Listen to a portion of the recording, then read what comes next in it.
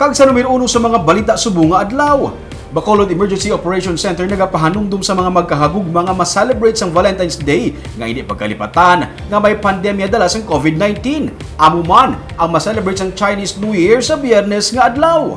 Yaring report. Sa Domingo, Valentine's Day, ginapaabot nga bangod wala sang opisina ang kadam-an. Madamo sa mga magaginuha kag ma-celebrate kaupod ang ilang mga pamilya kag kahagugma. Gani subong pa lang, nagapanugyan ang Deputy for Medical sa Bacolod Emergency Operations Center nga si Dr. Chris Orongon sa mga luyag magsaulog sang Valentine's Day nga kung pwede pa lang magtiner na lang sa sulod sang balay para makalikaw nga malatnan sang virus.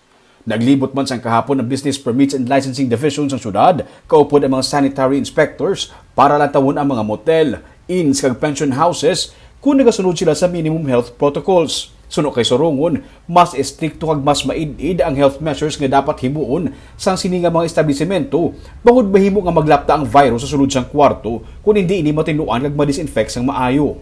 Nagapadugyan man ang EOC nga maghulat ani sang isa tubtub duha ka oras antes pasudlan sang customer ang kwarto matapos ini nga ma-disinfect.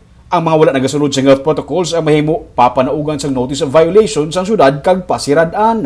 Because we wanted them to check on the protocol nga ginaobra sang motels as far as infection control is concerned. Ang mga recommendations nato, for example, kinala may backtrack sila. Ikaduwa, kung may magamit sa ilang nga rooms, dapat every after nga gamit, i-disinfect kag kakson ang talang nga linen islan bag-o. Kaya may COVID mo.